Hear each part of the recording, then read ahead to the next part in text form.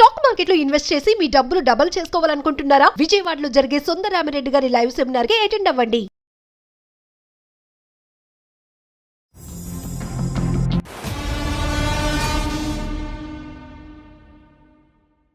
Legal advice కార్యక్రమానికి స్వాగతం. నాతో పాటు అడ్వకేట్ వెంకటేశ్వరి గారు ఉన్నారు.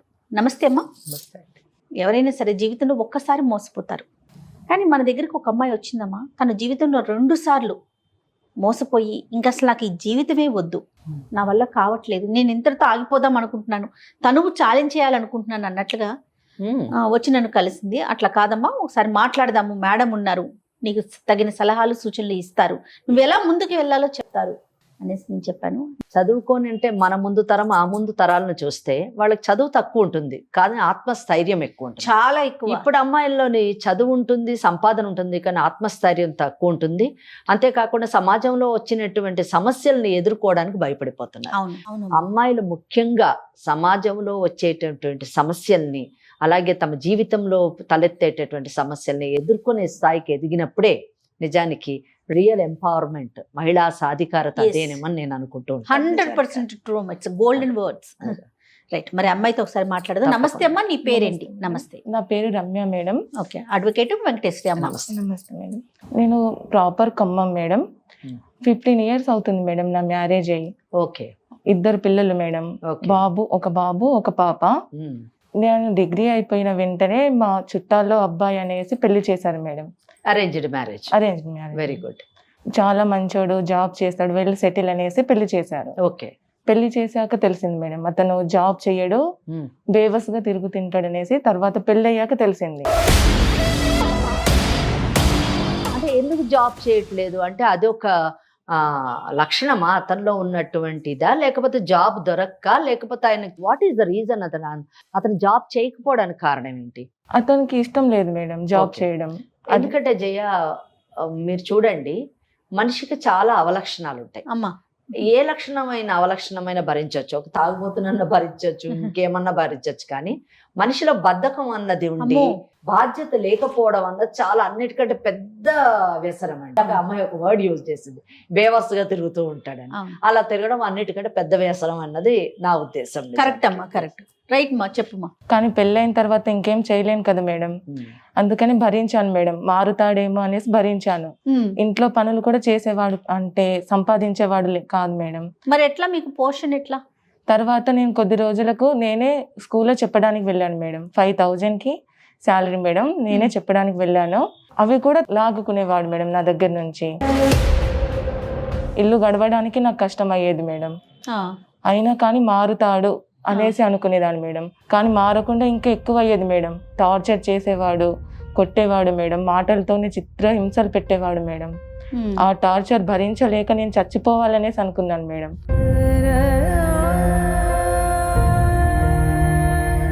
తల్లిదండ్రులు లేరా అండి అతనికి? మీ అత్తమామ లేరా? ఉన్నారు మేడం. మరి వాళ్ళు ఏం చెప్పేవారు కదా? వాళ్ళు ఏం చెప్పేవారు కాదు మేడం. మీరు సపరేట్ గా ఉండేవారు? మేము సపరేట్ ఉండేవాళ్ళం. వాళ్ళేమి మందలించేవారు కాదు? కాదు మేడం. వాళ్ళకి మీరు చెప్పారా కనీసం? చెప్పాను మేడం.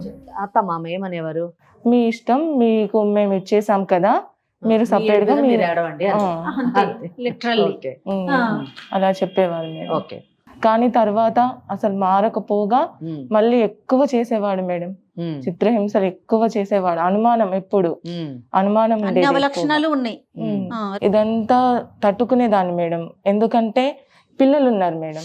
పిల్లలు కూడా ఉన్నారా? పిల్లలు 2 మేడం. 7 years బాబు, 5 years పాప మేడం. ఓకే. మా ఇంటికి వెళ్ళి మళ్ళీ డబ్బులు కావాలి, కట్నం కావాలి, ఇంకా నాకు తక్కువ ఇచ్చారు, నాకు ఇంకా కావాలి అనేసి వాళ్ళని కూడా కొట్టాడు మేడం.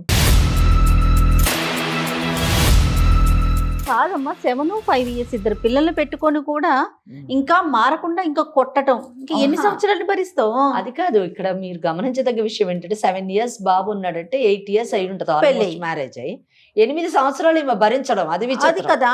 ఆయనని పోషించాలి, ఎదురుపెట్టి పోషించాలి, ఆయన యొక్క అవలక్షణాలన్నీ భరించాలి, పైగా తన్నులు తింటూ ఉండాలి, కంటిన్యూ చేయాలి, అతని టార్చర్ ని భరించాలి. తర్వాత ఏమైందమ్మా? పిల్లల కోసం ఇవన్నీ భరించాను మేడం. అదేలే. కానీ ఇంకా నా వల్ల కాలేదు మేడం. అదేలే. ఇంకా వద్దు, నా పిల్లల్ని నేను చూసుకుంటా, ఇతను నాకు వద్దు అనేంత విరక్తి పుట్టింది మేడం నాకు. ఇంకా వదిలేద్దాం అనేసి మా పేరెంట్స్ కి చెప్పాను మేడం. వాళ్ళు కూడా ఓకే అన్నారు. ఓకే అన్నాక పెద్దల సమక్షంలో మేము మాట్లాడి విడిపోయాం మేడం. ఆ పెద్దల సమక్షంలో విడిపోయిన కోర్టు ద్వారానే తీసుకున్నారు కదా విడాకులు? అవును మేడం, కోర్టు ద్వారానే తీసుకున్నాం. ఎందుకంటే జయ గారు, ఇక్కడ నేను ఒక విషయం చెప్పాలనుకుంటున్నాను, అంటే చూస్తున్నటువంటి ఆడియన్స్ కి చెప్పాలనుకుంటున్నాను. చాలా మంది పల్లెటూర్లలో కానీ ఈవెన్ సిటీలో కూడానండి, మా పెద్దలు కూర్చొని విడాకులు ఇచ్చారండి అని ఏదో వాళ్ళు రాసుకున్న పత్రం తీసుకొని వస్తారు, లేదా పోలీస్ స్టేషన్ లో విడాకులు తీసుకున్నామండి అని వస్తుంటారు, లేదా కుల పెద్దలు లేదా గ్రామ పెద్దల మధ్యన విడాకులు తీసుకున్నామండి అని వస్తుంటారు.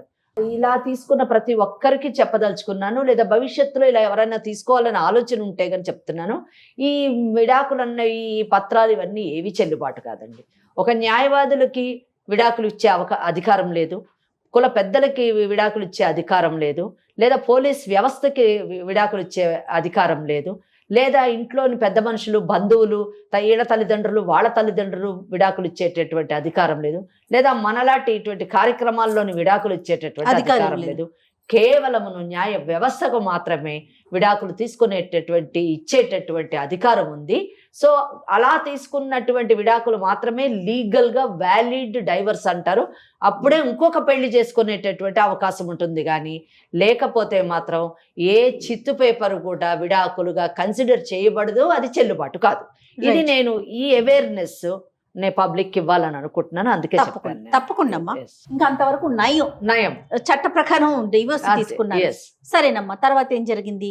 తర్వాత మేమిద్దరం విడిపోయాం. పిల్లల్ని ఇంకా చూసుకోవాలి కదా మేడం, ఇంకా నాకు తప్పదు కదా మేడం. వాళ్ళ భవిష్యత్తు బాగుండాలనేసి నేను ఇంకా ఏ రిలేషన్ వద్దు, ఇంకా నాకు ఏ బంధం వద్దు అనుకొని నేను మళ్ళీ ఆ సిచ్యువేషన్ నుంచి బయటపడి హైదరాబాద్ వచ్చాను మేడం. హైదరాబాద్ వచ్చి MCA చేశాను మేడం. కోర్సు చేస్తూ నాకు లక్కీగా సాఫ్ట్వేర్ జాబ్ వచ్చింది మేడం. సంతోషం. ఇది జాబ్ చేస్తున్నప్పుడు అసలు అక్కడే ప్రాబ్లం మొదలైంది మేడం. అక్కడేం ప్రాబ్లం అయిందమ్మా? నేను జాబ్ చేస్తున్న సమయంలో నాకు పెళ్లి కాలేదు అనుకొని ఒక అబ్బాయి నేను నిన్ను ప్రేమిస్తున్నాను, నేను నిన్ను పెళ్లి చేసుకోవాలనుకుంటున్నాను అనేసి చెప్పాడు మేడం. ఓకే. అతను నాకన్నా 5 years చిన్న మేడం. నీకు పెళ్లి అయింది, ఇట్లా 2 పిల్లలు ఉన్నారన్న విషయం చెప్పావా? తెలియదు మేడం. ఫస్ట్ తెలియకుండానే నన్ను ప్రేమిస్తున్నా అనేసి చెప్పిండు మేడం. అతను ఇష్టపడ్డాను అనేసి చెప్పిన తర్వాత నేను వద్దు, నాకు పెళ్ళయింది, 2 పిల్లలు ఉన్నారు అనేసి నేను చెప్పాను మేడం. Very good. చెప్పాక ఒక 10 days నాకు కనిపించలేదు మేడం, మాట్లాడలేదు. 10 days నాకు కనిపించలేదు. తర్వాత మళ్ళీ ఒక రోజు వచ్చి, నీకు పెళ్ళైనా నీ పిల్లల్ని నా పిల్లల్లాగా చూసుకుంటాను, నేను నిన్ను హ్యాపీగా చూసుకుంటాను, నువ్వు ఇప్పుడు ఎలాగో మీ హస్బెండ్తో కలిసి లేవు కదా, నేను నిన్ను చూసుకుంటాను హ్యాపీగా అనేసి అన్నాడు మేడం. బాగుంది. నా పిల్లల స్కూల్లో కూడా ఫాదర్ సిగ్నేచర్ కూడా ఇతందే ఉంది మేడం. హ్యాపీగా చూసుకునేవాడు మా పిల్లల్ని. పెళ్లి చేసుకున్నారా? పెళ్లి చేసుకున్నాం మేడం. ఇటు మీ సైడ్ అటు వాళ్ళ సైడ్ ఇద్దరికి తెలిసే చేసుకున్నారమ్మా? లేదు మేడం, వాళ్ళ సైడ్ తెలియదు, వాళ్ళ పేరెంట్స్ కి తెలియదు మేడం. మా పేరెంట్స్ కి తెలుసు, అండ్ మా చుట్టాలకు తెలుసు మేడం, వాళ్ళ పేరెంట్స్ కి తెలియదు. వాళ్ళ తరపున అసలు ఎవరికి, బంధువులు ఎవరికి తెలియదా? తెలియదు మేడం. ఎందుకు తెలియదు? చెప్పలేదు అతను? చెప్పలేదు మేడం. ఎందుకు చెప్పలేదు? ఇప్పుడు నేను చిన్నవాడిని కదా, నాకు టైం ఉంది, నేను తర్వాత చెప్తాను, నేను ఒప్పిస్తాననేసి అన్నాడు మేడం. కానీ మీరు ఒప్పించిన తర్వాత చేసుకోమని చెప్పాలి కదా, మీ సేఫ్టీ గురించి. నేను చెప్పాను అయినా కానీ, ఎందుకంటే పెద్దవాళ్ళకి తెలియకుండా పెళ్లి చేసుకుంటే మీకు ఏ పార్టీ భద్రత ఉంటుంది చెప్పండి? అవును మేడం కదా. రేపటి రోజున ఏదన్నా ప్రాబ్లం వస్తే ఎవరిని అడుగుతారు మీరు? మీరు కండిషన్ పెట్టాల్సింది. తల్లిదండ్రులకు చెప్పు, వాళ్ళ సమక్షంలోనే పెళ్లి చేసుకోనన్ను అని చెప్పాలి. మరి మ్యారేజ్ రిజిస్టర్ చేసుకున్నారా? చేసుకున్నాను. ఓకే. సర్టిఫికేట్ కూడా ఉంది madam. Super. Very good, very good అమ్మా. తర్వాత పిల్లల్ని నన్ను హ్యాపీగా చూసుకునేవాడు మేడం. తర్వాత ఒక్క రోజు సడన్ గా వాళ్ళ పేరెంట్స్ కాల్ చేశారు మేడం. ఎన్ని రోజులు కలిసి ఉన్నారు మీరు? 1 year మేడం. అతనికి మీకేం పిల్లలు లేరు? లేరు మేడం. ఓకే. ఎందుకంటే నా పిల్లల్నే అతని పిల్లల్లాగా చూసుకుంటాను. అది ముందే చెప్పాడు, మిమ్మల్ని ఇంప్రెస్ చేయడానికి చెప్పిన మాటలు అవి మొదట కదా. అవును మేడం. ఎందుకంటే పిల్లల్ని ఎరవేస్తేనే మీరు వస్తారు కదా. రైట్. తర్వాత 1 year హ్యాపీగానే ఉన్నాం మేడం. వాళ్ళ ఇంట్లో వాళ్ళు ఒక రోజు సడన్ గా కాల్ చేశారు మేడం. కాల్ చేసి రమ్మన్నారు ఇంటికి. నిన్న లేదు మేడం ఆయన్ని. ఈమె ఎవరో తెలియదు, ఈమె ఉన్నదని తెలియదు కదా వాడికి. చెప్తే ఇద్దరిని రమ్మన్నారా అని ఒక కాదు. హ్యాపీనెస్ లో అడుగుతాను నేను. లేదు మేడం ఆయన్ని రమ్మన్నారు. ఆయన వెళ్ళాడు మేడం. వెళ్ళాక ఒక 1 month వరకు ఆయన అడ్రస్ లేదు మేడం. అసలు నా కాల్ లిఫ్ట్ చేసేవాడు కాదు. అసలు నా గురించి అసలు కొంచెం కూడా పట్టించుకోలేదు మేడం. వదిలేసి వెళ్ళిపోయిండు. ఓకే. కొద్ది రోజుల తర్వాత నేను వెళ్ళి ఆఫీస్లో వెళ్ళి బాధపడుతున్నప్పుడు ఏమైంది అనేసి ఇతని గురించి అడిగినప్పుడు వాళ్ళు చెప్పారు మేడం, పెళ్ళి అనేసి 1 month లీవ్ తీసుకున్నారు అనేసి చెప్పారు మేడం వాళ్ళు. అంటే ఇప్పుడు తిని చెప్పేదాని ప్రకారం అమ్మా అతను ప్లాంట్ గానే వెళ్ళాడు. ప్లాన్ ఏముంది, వాళ్ళ ఇంట్లో పెళ్లి కుదిరింది, పెళ్లికి వెళ్ళాడు. ఆయనకు అన్ని తెలుసు, ఈమెకు తెలియదు. ఈమెను ఫూల్ చేశాడు అంతే. ఇప్పుడు సింపుల్ థింగ్ అండి, అమ్మాయిలు ఎదుట వాళ్ళు మాట్లాడే విధానం బట్టి వాళ్ళు నమ్మిస్తున్నారా, మోసం చేస్తున్నారా, లేదా వీళ్ళు నమ్మకస్తులా కాదా అని తెలుసుకునేటటువంటి మెచ్యూరిటీ లెవెల్స్ కూడా వాళ్ళకి రావాలి. ఎందుకంటే ఇక్కడ మీరే చూడండి, కేసు ప్రజెంట్ చేసేటప్పుడు నాకు అర్థమైపోయింది నిజం చెప్పాలంటే. అందుకే నేను ఇందాక అన్నాను, పిల్లల్ని ఎర చూపిస్తేనే కానీ నువ్వు పడవు కదమ్మా అని అన్నాను. మరి దానికి కారణం ఏంటంటే ఆ అబ్బాయి ఏమో చదువుకున్నవాడు, సాఫ్ట్వేర్ ఉద్యోగం చేస్తున్నవాడు, తినకంటే 5 సంవత్సరాలు చిన్నవాడు, ఒక కుటుంబం ఉంది, పెళ్లి చేసేటటువంటి అవకాశం ఉంది, పెళ్లి కుదిరేటటువంటి అవకాశం ఉంది. ఇటువంటి పరిస్థితుల్లో 2 పిల్లలు ఉన్నటువంటి ఒక మహిళని పెళ్లి చేసుకోవాల్సిన అవసరం ఇతనికి లేదు. ఫస్ట్ బిగినింగ్ లో కూడా ఈమె పరిచయం అయినప్పుడు ఈమెకు పెళ్ళైన విషయం తెలియదు అని చెప్పేసి ఈమె అనుకుంది, కానీ ఆయనకు అన్ని తెలుసు. అంతే, పెళ్ళయింది తెలుసు, పిల్లలు ఉన్నారని తెలుసు, అన్ని తెలుసు. ఓన్లీ ట్రాప్ చేయాలనుకున్నాడు, చేశాడు. అంటే ఉట్టిగా పెళ్లి చేసుకుంటాను ఇలా అని చెప్తే పడిపోయే రకం కాదు అని లొంగే రకం కాదు అని తెలుసుకొని పెళ్లి అనేటటువంటి ఒక సెంటిమెంట్ తో కట్టి ఆమెని ఫూల్ ని చేయాలనుకున్నాడు. నీ పిల్లల్ని నేను చూసుకుంటానని మళ్ళీ ఒక పెద్ద ఇది చేయడం. సో ఇక్కడ చూసారా, 2 కేసుల్లో కూడా అంటే మొదట ఉన్నటువంటి భర్త వాడు ఇర్రెస్పాన్సిబుల్, వీడు ఇంకా ఇర్రెస్పాన్సిబుల్. అది అందుకే నేను చెప్పానమ్మా, జీవితంలో 2 సార్లు ఓడిపోయింది, మోసపోయింది. రైట్. తర్వాత ఏమైందమ్మా? నెక్స్ట్ తెలిసినప్పుడు నేను వెళ్ళాను మేడం వాళ్ళ ఇంటికి. వాళ్ళ ఇంటికి వెళ్ళావా? అవును. అక్కడికి వెళ్ళేసరికి వాళ్ళందరూ చుట్టాలు పెళ్లి పనులు అంతా మొదలు పెట్టారు మేడం. నేను వెళ్ళేసరికి ఎవరు అనేసి నన్ను అడుగుతున్నారు. ఆయన ఫ్రెండ్ అని చెప్పాడు మేడం.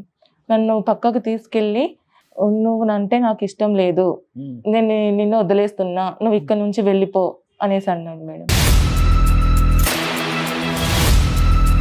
ఎందుకు ఇష్టం లేదంటే మరి సంవత్సరం పాటు కలిసి ఉన్నాడు కదా. అదే మేడం, నేను నీ పిల్లల్ని చూసుకోలేను, నిన్ను చూసుకోలేను, నాకు మంచి సంబంధం వచ్చింది, నేను తననే చేసుకుంటాను, నువ్వు ఇక్కడ నుంచి వెళ్ళిపో అనేసి అన్నాడు మేడం. నిలకడ లేని వ్యక్తిత్వం అంతే. ఈ రోజు నువ్వు నచ్చుతావు, రేపు ఇంకోళ్ళు నచ్చుతారు, ఎల్లుండి ఇంకోళ్ళు నచ్చుతారు. సో 1 సంవత్సరం క్రితం ఈమె నచ్చింది, ఈమెతో అవసరం తెచ్చుకున్నాడు. ఈ రోజు మంచి సంబంధం వచ్చింది, ఈ అమ్మాయిని చేసుకున్నాడు. ఒకవేళ ఇంతకంటే ఇంకో మంచి సంబంధం వస్తే ఆ అమ్మాయి దగ్గర కూడా వెళ్ళేటటువంటి అవకాశం ఉంది. సో నిలకడ లేనటువంటి వ్యక్తిత్వంతో ఉన్నటువంటి వ్యక్తిని ఈమె నమ్మడం ఈమెకు దురదృష్టం. నేను ఇంకా వచ్చేసాను మేడం అక్కడి నుంచి. వాళ్ళ తరపున పేరెంట్స్ తో గానీ వాళ్ళ బంధువులతో గానీ ఎవరైనా మాట్లాడావా నువ్వు? లేదు మేడం, నాకు ఇంకా ఏం చేయాలో అర్థం కాలేదు మేడం. ఎందుకంటే నేను ఫస్ట్ మోసపోయి ఉన్నాను.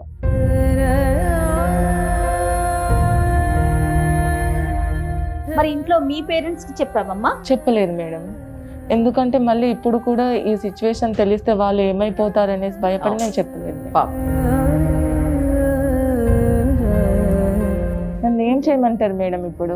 మీకేం కావాలి అన్నది మొదట మీరు నిర్ణయం తీసుకుంటే దాని ప్రకారము తప్పకుండా చట్టాన్ని ఆశ్రయించవచ్చు. మీరు ఏం కావాలనుకుంటున్నారు? అటువంటి వ్యక్తితో మీరు కొనసాగాలనుకుంటున్నారా? ఇలాంటి మోసగాడితో నీ జీవితానికి ఎప్పుడు భద్రత ఉండదు. మీ పిల్లల్ని అయితే ఏ విధంగానూ అతను చూసుకోడండి 100% కదా. అయినా కానీ ఇప్పుడు అబ్బాయి పెళ్లి అయిపోయిందా? కాలేదు మేడం, ఇంకా పెళ్లి పనులు అవుతూ ఉన్నాయి. ఓకే, మరి మీకేం కావాలనుకుంటున్నారు? నాకు ఆయన కావాలి మేడం. ఓకే, ఆయన కావాలి. ఎందుకంటే నా పిల్లలు ఉన్నారు కదా మేడం. ఫస్ట్ నేను మోసపోయాను, మళ్ళీ వీళ్ళకి నేను చెప్పుకోవాలి కదా మేడం. అంటే మీకు నమ్మకం ఉందా? ఓకే, కావాలన్నారు, చాలా బాగుంది, పెళ్లి చేసుకున్నారు కాబట్టి నా భర్త నాకు కావాలి అనడంలో తప్పులేదు, అది మీ హక్కు. కానీ ఇటువంటి వ్యక్తి, మోసం చేసేటటువంటి వ్యక్తి, నమ్మడానికి వీలు లేనటువంటి వ్యక్తి, నిలకడత్వం లేనటువంటి వ్యక్తి, ఏమాత్రం మీ బిడ్డల బాధ్యత తీసుకోవడానికి అంగీకరించినటువంటి వ్యక్తి, అంటే వివాహమే మోసం మీద నడిచింది, ప్రారంభమైంది. అటువంటి వ్యక్తి తోని భవిష్యత్తు బాగుంటుందని మీకు నమ్మకం ఉందా? నమ్మకం ఉందా? ఆ వ్యక్తి మిమ్మల్ని జీవితాంతం జాగ్రత్తగా చూసుకుంటాడు, మీ పిల్లల్ని జాగ్రత్తగా చూసుకుంటాడు అని నమ్మకం మీకుందా? అంటే తను ఏం చెయ్యాలో తెలియని పరిస్థితి అమ్మా. తను నమ్మాలో నమ్మకూడదో కూడా పాపం తనకు అర్థం కావట్లేదు. కరెక్టే, కానీ ఒకటి చూడండి జయ గారు, ప్రతి బంధాన్ని పటిష్టం చేయాలి అనేటటువంటి ఆలోచన చాలా మంచి ఆలోచన. కానీ బంధం, మనుషులు లేదా ఆ రిలేషన్షిప్ బంధం పటిష్టం కావచ్చు, కానీ మనసులోని ప్రేమ బాధ్యతని ఎవరైనా పెంచగలరా? అసలు అటువంటి చట్టాలు ఉన్నాయా? అటువంటి యంత్రాలు ఏమన్నా ఉన్నాయా అన్నది మనం ఆలోచించదగింది. ఎందుకంటే ఈ కేసులోని దురదృష్టకరం ఏంటంటే, అంటే ప్రతి కేసులో కూడా నిర్లక్ష్యం చేసేటటువంటి ప్రతి భర్త కానివ్వండి, భార్య కానివ్వండి, బాధ్యతారాహిత్యంగా ప్రవర్తించడాన్ని సరిదిద్దడానికి కౌన్సిలింగ్ కానివ్వండి, లేదా నయానో భయానో చట్టం ద్వారానో మనం సరిదిద్దుతూ ఉంటాం. కానీ మనిషి పట్ల మనిషికి బాధ్యత కానివ్వండి, మనిషి పట్ల మనిషికి ప్రేమాపేక్షలు పెంచడం కానివ్వండి జరుగుతాయా అన్నది ఆలోచించినప్పుడు అది చాలా రేరెస్ట్ కేసు అనే చెప్పాలి. కానీ 100% జరుగుతుంది అని చెప్పడానికి లేదు. నేను ఇక్కడ ఈ కేసులో ఎందుకు ఇంత డిఫరెంట్గా అంటే, సాధారణంగా ఎప్పుడైనా ఎవరైనా కలపాలి అంటే ఫస్ట్ నేనే కలపాలి అని అంటాను. కానీ ఈ కేసులో చూసారా, ఇక్కడ పెళ్లి ఒక మోసం అండి. పెళ్లి ఇష్టంతో చేసుకున్నది కాదు. ఈ అమ్మాయి ఫ్రెష్ కేసు అయితే ప్రేమించాడు, వెనకబడ్డాడు, పెళ్లి చేసుకున్నాడు అంటే ఒక అర్థం ఉంది. పెళ్ళయి 2 పిల్లలు ఉన్నటువంటి తల్లిని, తనకంటే 5 ఏళ్ళు పెద్దామని ప్రేమించాడు, పెళ్లి చేసుకున్నాడు అంటే అది ఏ విధాన నమ్మశక్యం కానిటువంటి విషయం. అది కేవలం మోసం మాత్రమే, అవసరం తీర్చుకోవడానికి చేసిన చర్య మాత్రమే. అటువంటి వ్యక్తి తన బాధ్యతని భవిష్యత్తులోని నిర్వర్తిస్తాడా? ఆ బిడ్డలకి ఆ వ్యక్తి నుంచి భద్రత ఉంటుందా? ఈమెకు భద్రత ఉంటుందా? ఈ జీవితం కొనసాగుతుందా అనేటటువంటి ప్రశ్నలు చాలా నా మైండ్లో తలెత్తాయి. కాబట్టి ఆ అమ్మాయిని అడుగుతున్నాను, పర్వాలేదు మేడం, ఎలా ఉన్నా పర్వాలేదు, పెళ్ళంటూ అయ్యింది కాబట్టి సమాజం గురించి అయినా నాకు ఒక ప్రొటెక్షన్ గురించి అన్నా ఉండాలి, కంటిన్యూ చేయాలనుకుంటున్నాను, ప్రొటెక్ట్ చేయండి మేడం అంటే అది వేరే విషయం. లేదు మేడం, ఇటువంటి వ్యక్తితో నేను ఉన్నా ఒకటే లేకున్నా ఒకటే, నా బిడ్డల్ని నేను పెంచుకొని నేను ముందుకు సాగుతాను. ఎందుకంటే ఆమె ఫస్ట్ మ్యారేజ్ బ్రేక్ అయినప్పుడే నాకు అసలు ఈ పెళ్లి ఈ జీవితం వద్దని విరక్తి చెందాను మేడం అని చెప్పి. అవునవును. ఇప్పుడు సెకండ్ టైం కూడా ఇలా జరిగినప్పుడు డెఫినెట్లీ అదే ఆలోచన ఆమెకు కలిగి ఉండొచ్చు. కానీ ఆ ఆలోచనకి సొల్యూషన్ నేను ఏదో సూసైడ్ లేదా అవి కాదు, కానీ ఒక పట్టుదల రావాలి. సమాజంలోని నేను బ్రతకగలను, నా బిడ్డల్ని పెంచుకోగలను, ఇటువంటి మోసపూరితమైన వ్యక్తులతో భవిష్యత్తు ఏంటి, అంధకారం మాత్రమే అనే ఆలోచన కూడా మహిళల్లో రావాలండి, అమ్మాయి. సో ఆ ఆలోచనలో ఉందా, లేదు ఇతనితోనే కొనసాగుతుందా అనేటటువంటి దాంట్లో క్లారిటీ ఉంటే ఏ విధంగా అతన్ని మనం వెనక్కి తీసుకురావచ్చు చట్టం ద్వారా అన్నది నేను చెప్తాను. ఏమ్మా ఏంటి? నా పిల్లల కోసమైనా నేను కలిసి ఉండాలి మేడం. చాలా సంతోషం అండి, ఈమె మంచి నిర్ణయం తీసుకుంది జయ గారు. ఎందుకంటే పిల్లల గురించి నాకు ఆయన కావాలి అని అడిగింది. ఎందుకంటే తండ్రి లేనటువంటి బిడ్డలు ఎటువంటి మానసిక క్షోభకి లోనవుతారు, సమాజంలో వారు ఎన్ని అవమానాలను పొందుతారు అన్న విషయాన్ని ఆమె గమనించడం చాలా గొప్ప విషయమే. రెండోది, భర్త లేకపోతే సమాజంలోని ఆమె ఎటువంటి అగచాట్లు పడాల్సి వస్తుంది, ఎటువంటి అవమానాలకు లోను కావాల్సి వస్తుంది అన్న విషయాన్ని కూడా ఆమె గుర్తించింది. ఈ రెండింటిని దృష్టిలో పెట్టుకొని భర్త కావాలని కోరుకుంటుంది. కాబట్టి మీరు ఒక్కసారి అతనితో మాట్లాడండి. అతను ఆ మాటలు మనం చెప్పినటువంటివి అంటే అతను ఏమంటాడో, అతను ఎందుకు ఈ అమ్మాయిని వద్దనుకుంటున్నాడు, అసలు ఈ అమ్మాయి తరఫున ఏమన్నా తప్పులు ఉన్నాయా అన్న విషయం మనం తెలుసుకోవాలి. తప్పకుండా మరొకసారి కాల్ చేద్దామమ్మా. Okay madam. ఓకే. హలో చెప్పు నవీన్, ఎక్కడున్నావు? ఇంట్లో ఉన్నా. ఇప్పుడు నా పరిస్థితి ఏంటి నవీన్? నువ్వు ఇంటికి వెళ్ళిపోతే నేను పెళ్లి పనిలో ఉన్నాను, డిస్టర్బ్ చేయకు సరేనా? పెళ్లి అంటున్నావేంటి నవీన్? అంతే మరి, నీకు నాకు సెట్ అవ్వట్లేదు. ఎందుకు? ముందు చెప్పావు కదా నువ్వు, నాకు మాట కూడా ఇచ్చావు కదా నువ్వు, నన్ను బాగా చూసుకుంటా అని. అవును, అప్పుడెప్పుడు అన్నాను, అది అనుకున్నాను, బట్ కుదరట్లేదు. నీకు నాకు కుదరట్లేదు. అది అప్పుడు తెలియదా నీకు? నీకు నాకు చాలా ఏజ్ డిఫరెన్స్. యాక్చువల్ గా నీకు 35, నేను చిన్నోడిని. నేను నీకు ముందే చెప్పాను కదా నవీన్. అప్పుడు ఏదో నేను డిసైడ్ అయ్యాను, కానీ ఇప్పుడు నాకు వద్దు. ఇప్పుడు నన్ను ఏం చేయమంటావు? నీకు ఆల్రెడీ 2 పిల్లలు ఉన్నారు, అది అయిపోయింది. కానీ ఇప్పుడు నాకు వద్దు, నీ దారి నువ్వు చూసుకో, ఓకేనా? నాకు పెళ్ళయిందని తెలుసు, నాకు 2 పిల్లలు ఉన్నారని కూడా నీకు తెలుసు. నేను ముందే చెప్పాను. మాకు పెళ్లి కూడా లీగల్ గానే అయింది కదా, మళ్ళీ ఇప్పుడు ఎందుకు నన్ను వద్దంటున్నావు? ఇప్పుడు ఏం చేద్దాం? నేను సుమన్ టీవీకి వచ్చాను మేడం, నాకు ఏదో ఒకటి చెప్పండి మేడం, నాకైతే కావాలి మేడం అతను. ఏం పేరు అన్నావమ్మా? నవీన్. నమస్తే అమ్మా నవీన్. ఎవరు మీరు? అమ్మ నా పేరు జయ. ఇది సుమన్ టీవీ లీగల్ అడ్వైజ్ అనే ప్రోగ్రామ్ నుంచి నేను మాట్లాడుతూ ఉన్నాను. నాతో పాటు అడ్వకేట్ వెంకటేశ్వరి గారు ఉన్నారు. ఓకే, రమ్య మా స్టూడియోకి వచ్చింది తనకి న్యాయం చేయాలని. ఆ విషయంగా Okay, నీకు చెప్పండి. కాల్ చేశామమ్మా. నవీన్, నువ్వు ఒక 5 నిమిషాలు టైం ఇస్తే ఒకసారి నీతో మాట్లాడతాం. ఏం న్యాయం చేస్తారండి? ఏం న్యాయం చేస్తాము, ఏం అన్యాయం జరిగిందో మాట్లాడదాం, సరేనా? నువ్వు కొంచెం ఓపిక్గా వినగలిగితే, స్టార్టింగ్ లోనే నువ్వు ఏం న్యాయం చేస్తావని అడిగితే నువ్వు చాలా న్యాయం చేసావు కదా, ఆ న్యాయం గురించి ఒకసారి మాట్లాడదాం. ఎక్కడున్నావు నవీన్ చెప్పండి. మీరు? మీకు పెళ్ళయిందా? నేను పెళ్లి పనిలో ఉన్నానండి, చెప్పండి. ఎన్ని పెళ్ళిళ్ళు చేసుకుంటారు మీరు? ఫస్ట్ పెళ్లి. ఫస్ట్ పెళ్ళా? అవును. ఇదే నీ మొదటి పెళ్ళి అంతే? అవును మేడం. అవునా?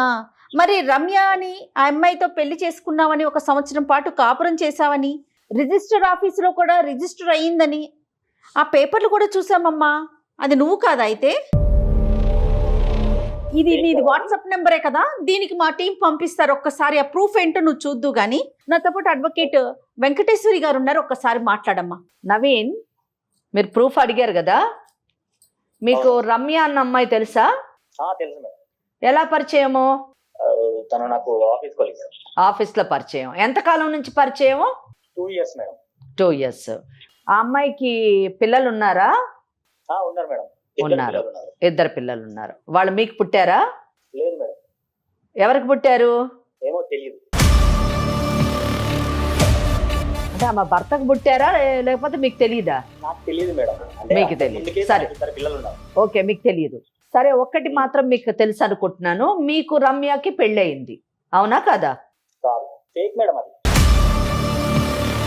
ఏది ఫేక్? Registration certificate ఫేకా?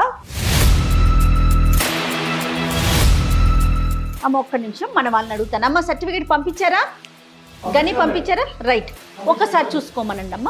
మీకు వచ్చినటువంటి ఇప్పుడు వాట్సాప్ లో పంపించాము ఆ మ్యారేజ్ రిజిస్ట్రేషన్ సర్టిఫికెట్ లో మీకు రమ్యకి పెళ్ళైనట్టుగా ఉంది. మీకు ఇప్పుడు పంపించిన సర్టిఫికెట్ కాకుండా మాకు రమ్య కొన్ని ఫోటోలు చూపించింది. ఆ ఫోటోల్లోని రమ్య బంధువులు వాళ్ళ తల్లిదండ్రుల మధ్యన మీకు సాంప్రదాయపరమైనటువంటి పెళ్లి కూడా జరిగింది. దీనికి ఏమంటారు? అవును మేడం. మరి ఇది సీక్రెట్ మ్యారేజ్ ఎలాగైంది? మీకు వినండి, మీకు సాంప్రదాయమైన వివాహం జరిగింది. అలాగే మీరు సంవత్సరం నుంచి వైవాహిక జీవితాన్ని గడుపుతున్నారు. నేను ముందు అడిగిన ప్రశ్నలన్నిట్లోని అంటే ఆమె వయసు చిన్నది అన్నది మీకు తెలుసు, ఆమెకు ముందు పెళ్ళయింది అన్న విషయము తెలుసు, ఆమెకి 2 పిల్లలు ఉన్నారు అన్న విషయము తెలుసు, మీరిద్దరూ 22 ఏళ్ల నుంచి పరిచయస్తులు అన్న విషయము తెలిసింది. మీకు పెళ్ళయి ఈమెతోని పెళ్ళయి 1 year అయింది అని తెలిసింది. సో నేను చేసిన క్రాస్ ఎగ్జామినేషన్లో మొత్తం వాస్తవాలు బయటకు వచ్చాయి. ఆ అమ్మాయి మాకేం చెప్పింది అవన్నీ మీ చేత నేను చెప్పించాను. ఇటువంటి పరిస్థితుల్లోని మీరు ఒక సాఫ్ట్వేర్ కంపెనీలో పనిచేస్తున్నారు కదా, అవునా కదా? అవును మేడం. ఏం చదువుకున్నారు? MBA madam. MBA చేశారు. సరే, ఒకటి చెప్పండి నవీన్, మనకి ఒక చట్టం ఉంది, తెలుసా మీకు ఆ సంగతి? తెలియదు. చట్టం, అసలు దేశానికి చట్టం ఉందన్న తెలియదా? తెలుసు మేడం. తెలుసు కదా, దాన్ని గౌరవిస్తారా మీరు? గౌరవిస్తాను. సో మనకున్నటువంటి చట్టం ప్రకారము ఒక పెళ్లి అయిన తర్వాత ఆ పెళ్లి రద్దు కాకుండా ఆ భార్య బ్రతికుండగా ఇంకొక వివాహం చేసుకోకూడదు. అలా చేసుకున్నటువంటి వ్యక్తికి 8 నుంచి 10 ఏళ్ల మటుకు శిక్ష పడుతుంది. అది ఫస్ట్ థింగ్. కనుక మీరు మీ రమ్యతోని చేసుకున్నటువంటి వివాహం ఇంకా పరిగణలో ఉండగా ఇంకొక వివాహం చేసుకొని ఒక క్రిమినల్ కేసులో పడి మీ ఉద్యోగాన్ని పోగొట్టుకొని మీ యొక్క జీవితాన్ని పోగొట్టుకోవాలనేటటువంటి నిర్ణయం తీసుకుంటారా, లేదా చేసుకున్నటువంటి వివాహాన్ని గౌరవించి రమ్యతోని మీ యొక్క వైవాహిక జీవితాన్ని గడుపుతారా అన్న నిర్ణయం మీరు తీసుకోవాలి. ఇది ఫస్ట్ థింగ్. రెండోది, రమ్య చట్టం కంప్లీట్ గా ఆమెకు సపోర్టివ్ గా ఉంది ఈ కేసులో. ఎందుకంటే ఆమె ఈరోజు మీరు పెడుతున్నటువంటి మానసిక శోభకి లోనయ్యి ఆమె మీ పైన గృహహింసా చట్టాన్ని ఇన్వోక్ చేసి సెక్షన్ 12 ఆఫ్ DVC యాక్ట్ ప్రకారము 12 నుంచి ఆమె మీ ఇంటికి అంటే మీ అమ్మ నాన్న అంటే వాళ్ళ అత్తగారు మామగారు ఉన్నటువంటి ఇంటికి వచ్చి ఆమె రెసిడెన్షియల్ ఆర్డర్ తీసుకొని వచ్చి ఆ ఇంట్లో ఉండొచ్చు.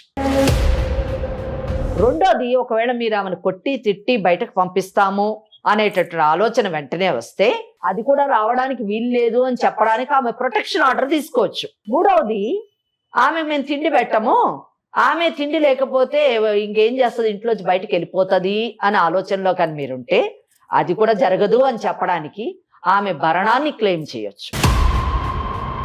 ఇంకా ముందుకు ఇంకొక అడుగు ముందుకేసి ఆమె యొక్క పరువు తీస్తాము, ఆమెను మెడబెట్టి బయటకు గెంటుతాము, 10 మందిలో ఆమెను అవమానిస్తాము, లేదా వాళ్ళ తల్లిదండ్రులను అటాక్ చేస్తాము అనేటువంటి పిచ్చి ఆలోచనలు కానీ ఏమన్నా చేస్తే దానికి గాను ఆమె మీ దగ్గర నుంచి డ్యామేజెస్ క్లెయిమ్ చేయొచ్చు. ఇలాగా ఇన్ని విధాల ఇన్ని కేసులు మిమ్మల్ని చుట్టుముట్టితే ఎటు నుంచి చూసినా కూడా ఎటు చూసినా కానీ మీకు కానీ మీ తల్లిదండ్రులకు కానీ అన్నదమ్ములకు కానీ అక్క చెల్లెళ్ళకి కానీ ఎవరన్నా కానివ్వండి, అసలు ఇక భవిష్యత్ అంటూ ఉండదు. జీవితం అంతా అంధకారం, జీవితం అంతా ఒకటి కోట్లు చుట్టూ తిరుగుతూ ఆ ఇచ్చేటటువంటి వాళ్ళు అంటే మీకు ఇప్పుడు ఎవరో పెళ్లి సంబంధం కుదిరిందన్నారు కదా, వాళ్ళకి మీకు పెళ్ళయి భార్య ఉందన్న సంగతి తెలిసి ఉండకపోవచ్చు. ఇప్పుడు మేము మీ రిజిస్ట్రేషన్ సర్టిఫికేట్ని మీకు మీ పెళ్లి ఫోటోగ్రాఫర్ని అన్నీ వాళ్ళకి పంపిస్తాం. అవి చూసిన తర్వాత కూడా వాళ్ళ అమ్మాయిని మీకు ఇచ్చి పెళ్లి చేశారంటే వాళ్ళకంటే మూర్ఖులు లేరు, వాళ్ళు వాళ్ళ అమ్మాయి యొక్క గొంతు కోయడానికి సిద్ధమయ్యారు అని అర్థం చేసుకోవాలి మనం. కనుక మీకు ఏ విధంగా కూడా పెళ్ళి అయ్యేటటువంటి అవకాశం లేదు. మీకు పెళ్లి అయ్యింది, ఈయన వేరే పెళ్లి చేసుకోవడానికి ప్రయత్నిస్తున్నాడు అని ఆమెకు పబ్లిక్ నోటీస్ కూడా ఇచ్చేటటువంటి అవకాశం ఉంది. కనుక పిచ్చి వేషాలు వేయకుండా ఒక చదువుకున్నటువంటి వ్యక్తిగా, ఒక యంగ్స్టర్గా వైవాహిక జీవితాన్ని గడపడానికి సిద్ధమయ్యి వివాహ బంధానికి విలువనివ్వండి, మన చట్టాన్ని గౌరవించండి. లేని పక్షంలోని చాలా మీ జీవితం అస్తవ్యస్తమై అంధకారం అయిపోతుంది. Please try to understand and please drop the idea of getting married again and kindly lead your marital life with Ramya and be happy. Okay? వినిపించిందా నవీన్? నాకు ఇష్టం లేదు తను. ఇష్టం లేకపోతే ఒక పని చెయ్యి. ఇష్టం లేకపోతే నువ్వేం చేయాలనుకుంటున్నావు అది చెయ్యి. ఆమె చేత మేము ఏం చెయ్యాలో అది చేయిస్తాము. ఇప్పుడు చెప్పిన కేసులన్నీ వేయిస్తాము. ఆ తర్వాత నువ్వే వచ్చి నువ్వే నాకు కావాలి, నువ్వే దేవతవని కాళ్ళు పట్టుకుంటాం. కాదు నవీన్, అర్థమైందా? నవీన్ అసలు మీరు ఏం మాట్లాడుతున్నారు? మేడం ఎంత క్లియర్ గా చెప్తా ఉన్నారు. నీకు ఎన్ని సెక్షన్లు ఉన్నాయి, ఎన్ని చట్టాలు ఉన్నాయి, ఎటు నుంచి చూసినా కూడా మొత్తం పూర్తిగా ఆ అమ్మాయికి సపోర్టివ్ గా ఉన్నాయని చెప్తా ఉన్నా కూడా నాకు ఇష్టం లేదు. అదొకటే మాట. మీకు ఇష్టం లేకుండా ఎందుకున్నారు మరి? ఒక సంవత్సరం పాటు అమ్మాయితో ఎందుకున్నావు? అమ్మాయి పెద్దదని తెలీదా? 2 పిల్లల తల్లి అని తెలీదా? ఏం మాట్లాడుతున్నావు? నీ ఇష్టమే అంతా. మనం ఒక సమాజంలో ఉన్నామమ్మా, ఏమి అడవుల్లో అరణ్యాల్లో లేవు నీ ఇష్టం వచ్చినట్టు నువ్వు బిహేవ్ చేయడానికి. కాదు, ఒక అడ్వకేట్ మేడం నీకు ఇన్ని సెక్షన్లు ఉన్నాయిరా నాయనా, నీకు ఇంత శిక్షలు పడే అవకాశాలు ఉన్నాయి, నీతో పాటు నీ కుటుంబం, నీ భవిష్యత్తు అంతా నాశనం అవుతుందని చెప్పినా మొత్తం విని నాకు ఇష్టం లేదని ఒక 1 word లో చెప్తున్నావు నువ్వు. ఇష్టం లేదని అలాగే ఉండు. ఫస్ట్ నీ జాబ్ తీయిస్తాము, క్రిమినల్ కేసు వేస్తే ముందు జాబ్ ఊడిపోతుంది. ఆ తర్వాత మీ అమ్మ నాన్న ఎవరెవరు ఉన్నారు అందరు లోపలికి వెళ్తారు, వాళ్ళని చూస్తూ ఆనందిద్దు. నువ్వు పెళ్లి కూడా చేసుకున్నావు, ఇంకో పెళ్లి. ఆ పెళ్లి చేసుకున్న తర్వాత జైల్లో 8 సంవత్సరాలు మీ చేసుకున్న అమ్మాయిని కూడా బెటరు కాపురం చేయడానికి. అర్థమైందా? నువ్వు ఒక్కడమే ఉంటావు జైల్లో. పిచ్చి మాట మాట్లాడద్దు, తెలివిగా ఆలోచించడానికి ట్రై చేయి. మూర్ఖంగా పిచ్చి పిచ్చిగా మాట్లాడద్దు. చదువుకున్నవాడివి. నాకు కొంచెం టైం ఇవ్వండి మేడం. ఇలా అన్నావు బాగుంది. టైం ఇచ్చేదే ఉంది. నీకు టైం ఇచ్చినా 10 ఏళ్ళు టైం ఇచ్చినా 10 రోజులు టైం ఇచ్చినా నీకు వేరే ఆప్షన్ లేదు. ఇది ఒకటే ఆప్షన్ అంతే. అర్థమైందా? ప్రతి ఒక్కరికి నీ లైఫ్ ని 2 ఆప్షన్స్. నీకు లైఫ్ ని నాశనం చేసుకుంటావా భవిష్యత్తుని, లేదా చక్కగా హ్యాపీగా ఉంటావా? ఈ రెండిట్లో సెలెక్ట్ చేసుకోవడానికి పెద్ద టైం అక్కర్లేదు. అర్థమైందా? నువ్వు ఫస్ట్ మమ్మల్ని అప్రోచ్ కా అమ్మా, మా దగ్గరికి రా. ఇంకొక విషయం అమ్మా, వాళ్ళ పేరెంట్స్ ని ఒప్పించుకోవాల్సిన బాధ్యత కూడా అబ్బాయిదే ఉంది. మనకెవరికి లేదు, అమ్మాయికి లేదు, మనకి లేదు. ఏమంటారమ్మా? అంతే. ఎందుకంటే మిస్టేక్ చేసింది ఒకటి గుర్తుపెట్టుకో నవీన్, రమ్యకి ఏం ఫరక్ పడదు. ఆల్రెడీ ఒక భర్తకు విడాకులు ఇచ్చింది, నిన్ను కూడా గెట్ లాస్ట్ అనొచ్చు. కానీ నిన్ను మాత్రం ఉట్టికి గెట్ లాస్ట్ అనదు. అన్ని నేను చెప్పిన కేసులు అన్ని వేయించి నీకు బుద్ధి చెప్పి మరీ గెట్ లాస్ట్ అంటది. కనుక అనవసరంగా మిమ్మల్ని కలుస్తా మేడం. నేను కలవండి, కలిసి సెటిల్ చేసుకోండి. ఓకేనా? మిమ్మల్ని ఏం బెదిరించాలన్నది మా ఉద్దేశం కాదు. ఉన్న చట్టాన్ని మీకు చెప్పాము, మీరు బాగుండాలన్నదే మా కోరిక. ఓకేనా? అమ్మ ఈ సందర్భంగా నేను కూడా ఇంకొక విషయం చెప్తున్నానమ్మా, ప్రేక్షకులందరికీ తెలియాలని కూడా. వన్ సైడెడే వింటున్నారా వీళ్ళు, రమ్య అంటే ఎవరో ఒక బాధితురాలు వచ్చి మాట్లాడేస్తే అయిపోతుందా అనుకుంటున్నారేమో. మన టీం అంతా కూడా ప్రాపర్గా, ఎవరైనా మన దగ్గరికి వాళ్ళ సమస్య ఉందని వచ్చినప్పుడు ప్రాపర్గా ఎంక్వైరీ చేసి, ఇప్పుడు మీకు ఆ రిజిస్ట్రేషన్ ఫామ్ మీకు చూపించాను. అవును, అమ్మాయి పెళ్లి అమ్మాయి పెళ్లి ఫోటోలు మీరు చూసారు ఒక అడ్వకేట్ గా. అవన్నీ తీసుకున్న తర్వాతే మనం అదర్ సైడ్ క్లయింట్ తో మాట్లాడుతున్నామమ్మా. మేము కూడానండి. ఇప్పుడు కోర్టు అయినా కూడా ఎవరో ఆడపిల్ల వచ్చింది కదా, ఏడ్చేస్తుంది కదా అని ఏం నమ్మమండి. అన్బయాస్డ్ ఉంటాం. రెండు వైపులు విన్న తర్వాతే తీర్పుడు ఇవ్వడం జరుగుతుంది. ఇక్కడ నేను కూడా చాలా సందర్భాల్లో చెప్పాను, అమ్మాయి వచ్చి చెప్పింది కదా అని మనం ఏం నమ్మొద్దండి, అవతల వాళ్ళతో మాట్లాడదామని చెప్పాము. ప్రతి కేసులో కూడా మనం మాట్లాడుతున్నాం, వాళ్ళది విన్న తర్వాతే మనము ఒక నిర్ణయానికి వస్తున్నాం. కానీ వితండవాదం చేసేసి నేను అన్నదే కరెక్ట్, ఈ దేశంలో చట్టం లేదు ఏం లేదు, నేనే చట్టం అని మాట్లాడితే మాత్రం ఉపేక్షించమండి. నవీన్, మీరు యాజ్ ఎర్లీ యాజ్ పాసిబుల్ వచ్చి మేడంని కలవండి. దాన్ని బట్టి తర్వాత చూసి ఏం చేయాలో చెప్తారు madam. Right? Okay madam. Right, okay. అమ్మా తనకి ఏం చెప్తారమ్మా మీరు? ఏం లేదమ్మా, నీవు తీసుకున్నటువంటి నిర్ణయం చాలా మంచి నిర్ణయం. మంచికో చెడుకో అతను పెళ్లి చేసుకున్నావు, అతనితోనే జీవితాన్ని గడుపుతా అంటున్నావు. ఈ యొక్క ఉద్దేశాన్ని, నీ యొక్క లక్ష్యాన్ని నేను అభినందిస్తున్నాను. తప్పకుండా నీ యొక్క డిస్టర్బ్డ్ మ్యారిటల్ లైఫ్ని తప్పకుండా సరిదిద్దుతాము. అతన్ని రమ్మన్నాం కదా, మా దగ్గరికి వచ్చిన తర్వాత మంచి కౌన్సిలింగ్ ఇచ్చి అతనికి చట్టం అంటే ఏంటో చెప్పి తను తీసుకునేటటువంటి నిర్ణయం మీ ఇద్దరు భవిష్యత్తు బాగుండేటట్టు మీ పిల్లలతో పాటు అలాగే చూస్తాము. తన భవిష్యత్తు పాడు చేసుకోవద్దని అతనికి నచ్చజెప్తాము. నీ యొక్క జీవితాన్ని సరిదిద్దడానికి ఈ legal advice program Suman TV వాళ్ళది, ఈ ప్రోగ్రాం ద్వారా నీ జీవితాన్ని సరిదిద్దుతాము. అయితే ఒకటి, నువ్వు కూడా ప్రతి ఒక్కరిని నమ్మడం మానేసి నువ్వు కూడా నీ భర్తని, అంటే ఇప్పుడు నవీన్ని ఎంత మటుకు ఒకటి మంచి రిజిస్టర్ మ్యారేజ్ చేసి మంచి నిర్ణయం తీసుకున్నావు. అలాగే భవిష్యత్తులో కూడా నువ్వు ఏ నిర్ణయం తీసుకున్నా కానీ కాస్త ఆలోచించి నిర్ణయం తీసుకో. అతనితోని నువ్వు జీవితంలో మంచిగా ఉండి నీ పిల్లల యొక్క బాధ్యతని నిర్వర్తించి వాళ్ళ ఒక మంచి పౌరులుగా తీర్చిదిద్దాలి. అదే నువ్వు చేయాల్సిన పని. అమ్మ నీ జాబ్ మాత్రం జాగ్రత్త తల్లి. ఈ పనుల్లో పడి నీ జాబ్ని నెగ్లెక్ట్ చేయకు, అదే నీకు అస్త్రం. సరేనా? ఓకే అమ్మా, నమస్తే అమ్మా. థ్యాంక్ యూ సో మచ్ అమ్మా, నమస్తే.